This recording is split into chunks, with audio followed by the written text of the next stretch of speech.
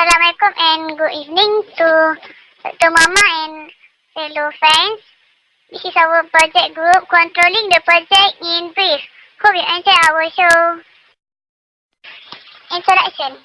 Control is the final element in the planning, monitoring, controlling cycle. Monitoring and comparing activities with plan and reporting these findings. No evaluative action are not taken when reality deviates significantly from what was planned. However, active control is needed to bring performance, schedule, cost or perhaps all three back in line with plan.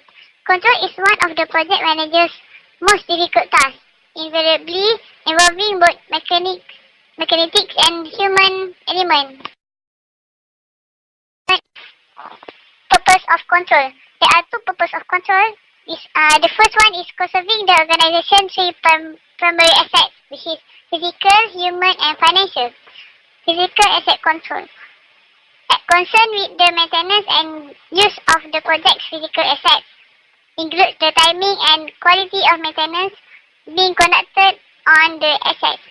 Example, conduct preventive maintenance prior to that last stage of the project life cycle known as the last minute planning, LMP. The second one are human asset control. Emphasize on controlling and maintaining the growth and development of the project team. Projects provide a fertile environment for cultivating humans, which offers a unique professional experience over a short duration. This experience, more than performance appraisals and reports, foster growth and development of project team members.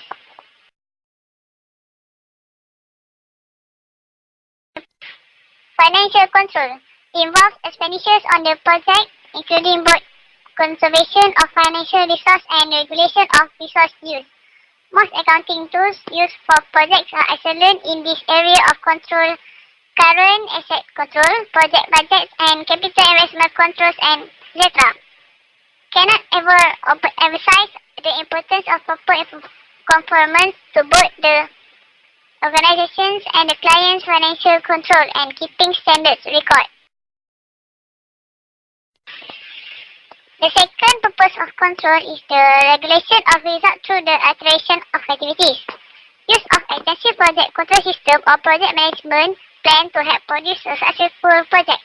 The subsystem of extensive project control system or project management plans are monthly contract cash flow schedule, contractual milestone summary schedule, construction schedule, 3-week rolling construction schedule, quality control and quality assurance program, contractors non-conformance reports, corrective action reports, project code of accounts, cost code of accounts, control budget, plan program, and lastly scope change log. Next, it goes to types of control systems. There are two types of control systems, which is go or no-go controls and post controls. Go or no-go controls are predetermined standard must be met for permission to be granted to continue.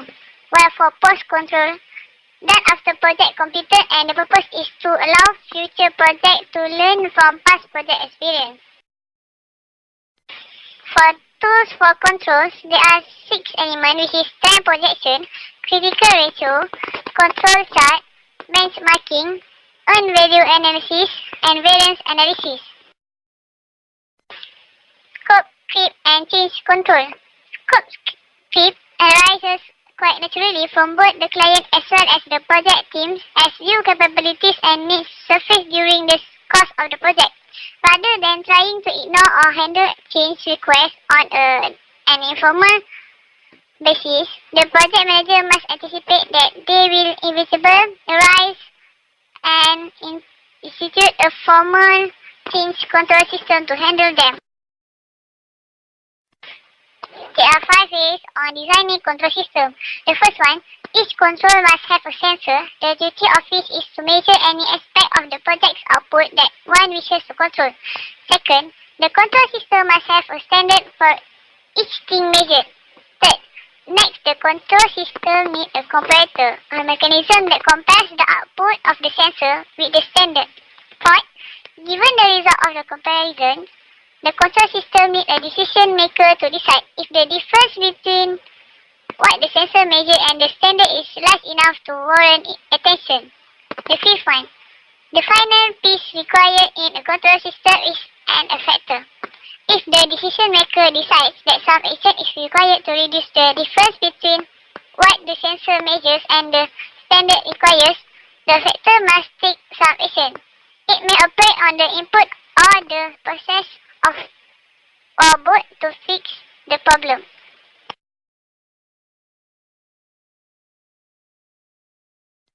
That's all from us. Thanks for lending your ears.